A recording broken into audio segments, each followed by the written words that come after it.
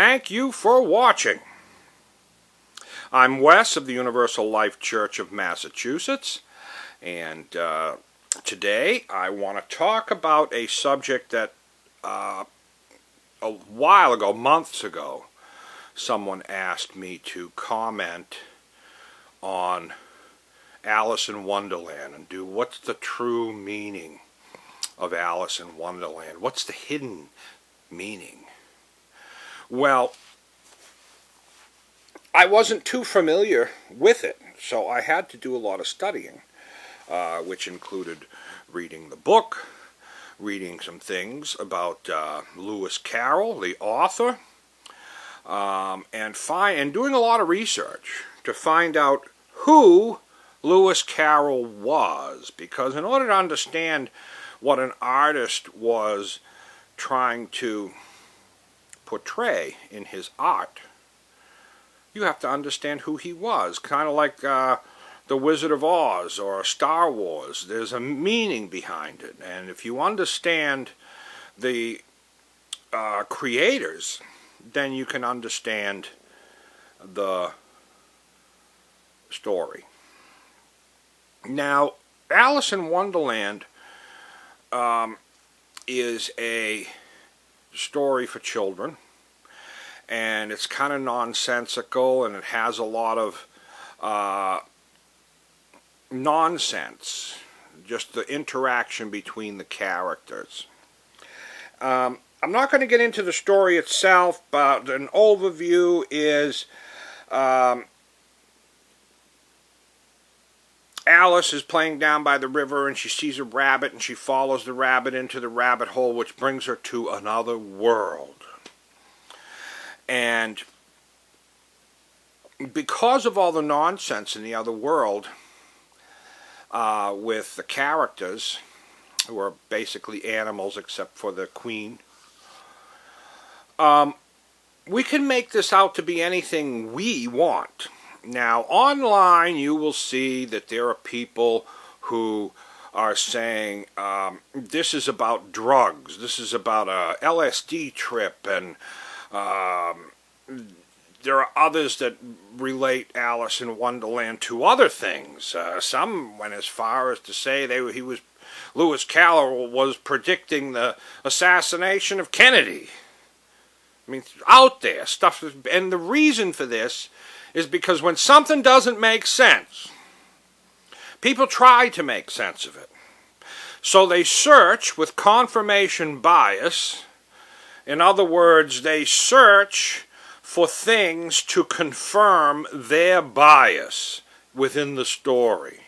So if you think this story is about drugs, you will search for things in the story related to drugs, and you will group just those things together and ignore everything else, and then say, look, this is about drugs because of this, this, this, and this. And the same thing if you want to make it about killing John Kennedy, the assassination of John Kennedy. You can go in and read the story and pull out some of the nonsensical things in that story that you can relate to the killing of John Kennedy, the assassination, and see, that's what this was about, because of this, this, this, and this. And because people look with this confirmation bias, people have done the same thing with The Wizard of Oz. And they say it's about the economy, and they say it's about satanic worship and all these things, because when you don't know, you make it up. But we know with The Wizard of Oz, if you haven't seen that video, The Wizard of Oz, The True Occult Meaning, you can watch that, and you can learn about Baum, the author of that, and who he was. He was a theosophist, and I know that very well. So anybody that knows Theosophy, the Theosophical Society, and what they teach will understand The Wizard of Oz very clearly. And you know it's not about all these other nonsense things. It's not about satanic worship, and it's not he wasn't writing about the economy or...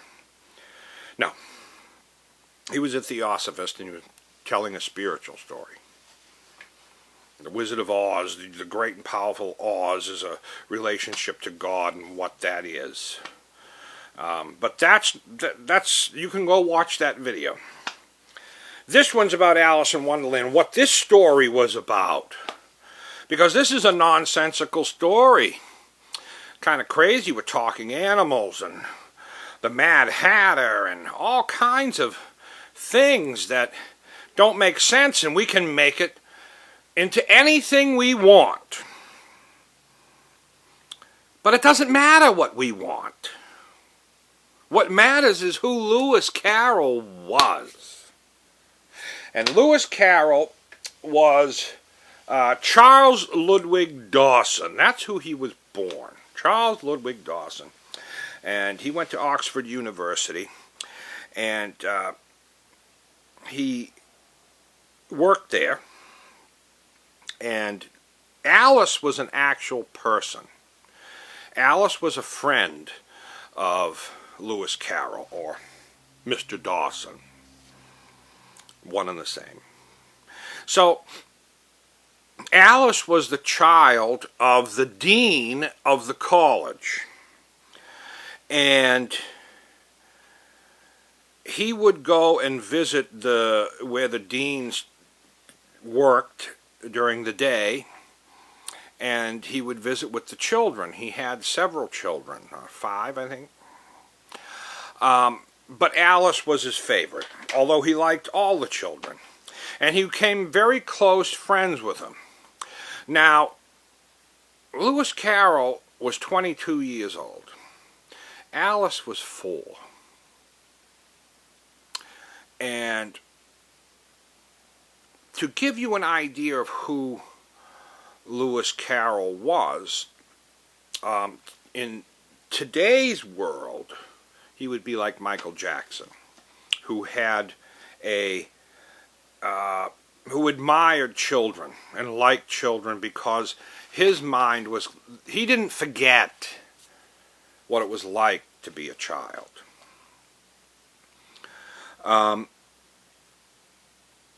Let me get back to this, because first I want to point out that there are people that think Alice in Wonderland is about drugs.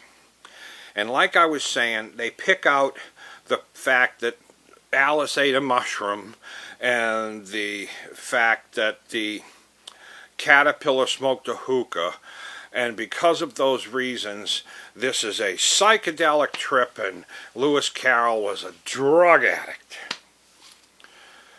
There's no evidence of that. Lewis Carroll, Charles Dawson, was not a drug addict. None. No proof. Nothing. LSD wasn't even invented yet. And the drugs of his time, there was no... He worked at the school, the college, with children every day. He wasn't a drug addict. People want to make this into a movie about drugs so badly that they'll ignore who Lewis Carroll was. Lewis Carroll was more of a pedophile in today's world than he was a drug addict.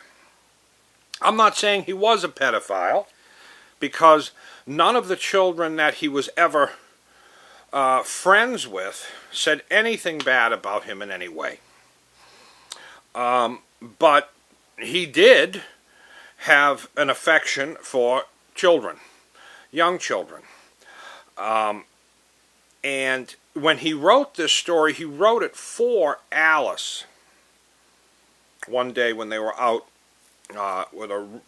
having a trip down the river, the Thames River, Alice asked him to tell a story and write it down, and he did. It took him a year, and she kept asking him. So because of her, he wrote this story down, and it was from the mind of a child and a dream world, a world of a dream world, another reality where things are different. And I think Lewis Carroll thought like a child and understood, because when you read his story, it's from a child's perspective. There is a lot of nonsense and gibberish, because when a child's growing up, a lot of things seem like nonsense and gibberish because they're still learning. And Lewis Carroll didn't forget how it felt to be a child.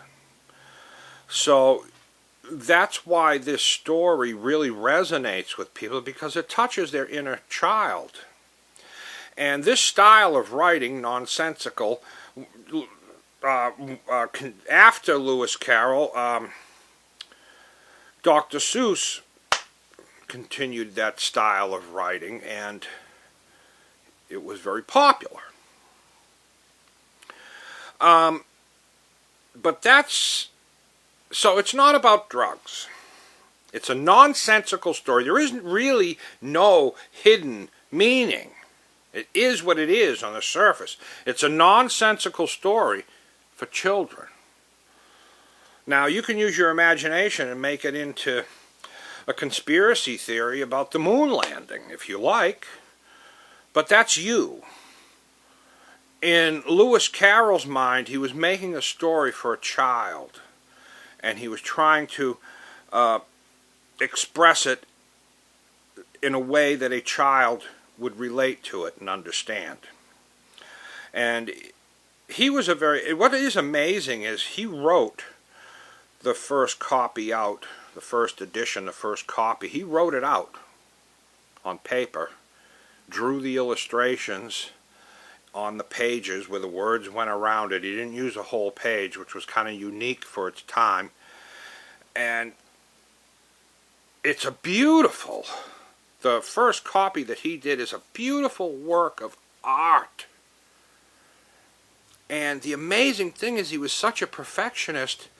If you see the first edition that he wrote out in longhand, there are no errors, no erasures, no cross-outs, nothing. It is perfect, the whole book. And he wrote it and illustrated it himself, and it was beautiful. I was amazed by that when I saw pictures of it and learned that.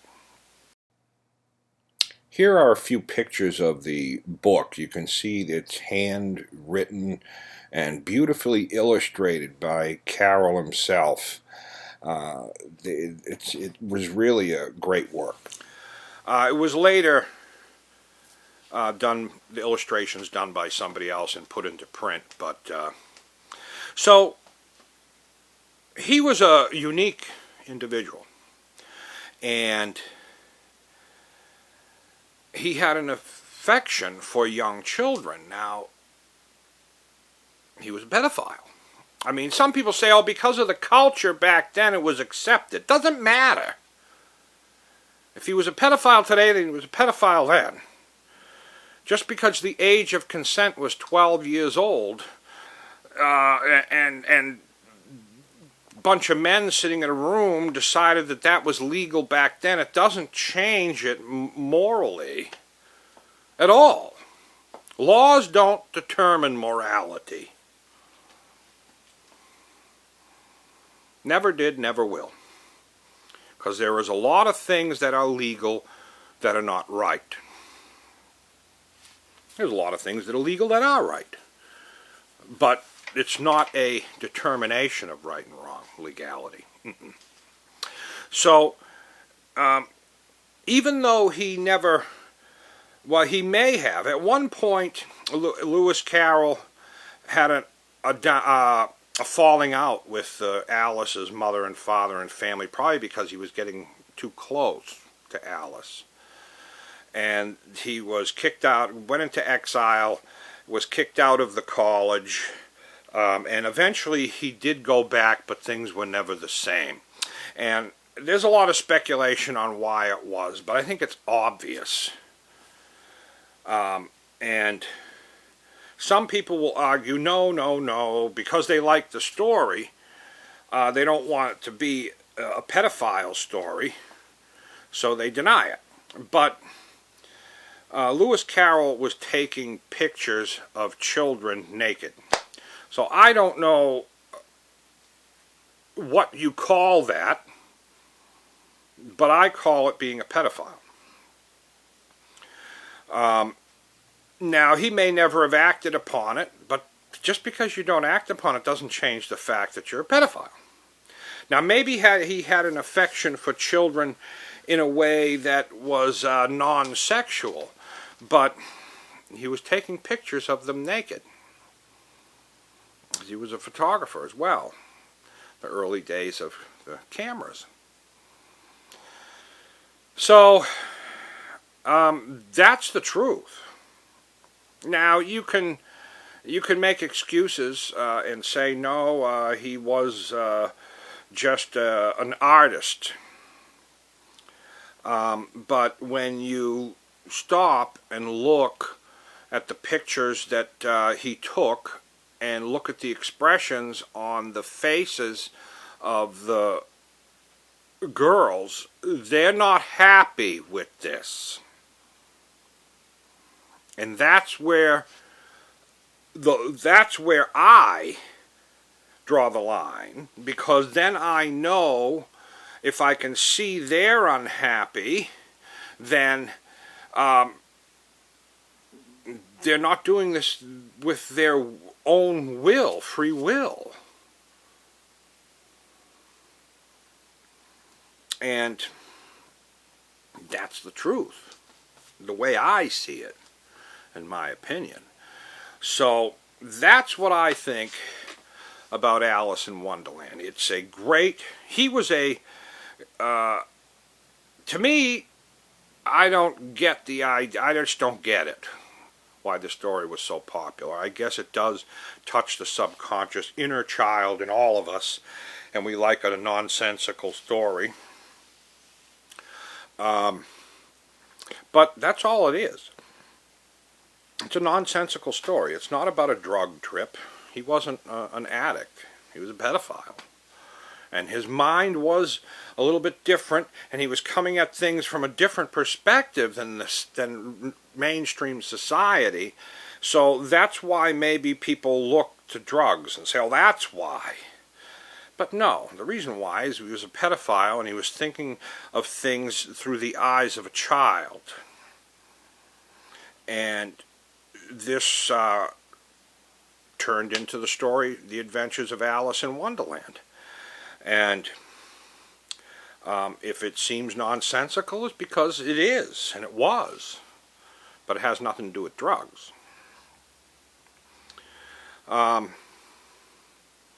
Now, there may be some people who may disagree that, and they think that Lewis Carroll was not a pedophile, but he was just a loving parental type. But I think that that idea gets squashed because his own parents threw Lewis Carroll out and kept him away from their own daughter. I think they would know better than us. So that's the story. And that's and I'm researching this. I've learned a lot about it myself, and I was kind of amazed because I too at one point thought it was a trip about drugs, a story about drugs. But once I learned more, and I learned them, I changed my mind. Because if you use your mind, you can change it. If you don't use your mind, then you can't change it. And I thank you for watching. Please hit subscribe. Hit a like. Make a comment. And peace. Till next time.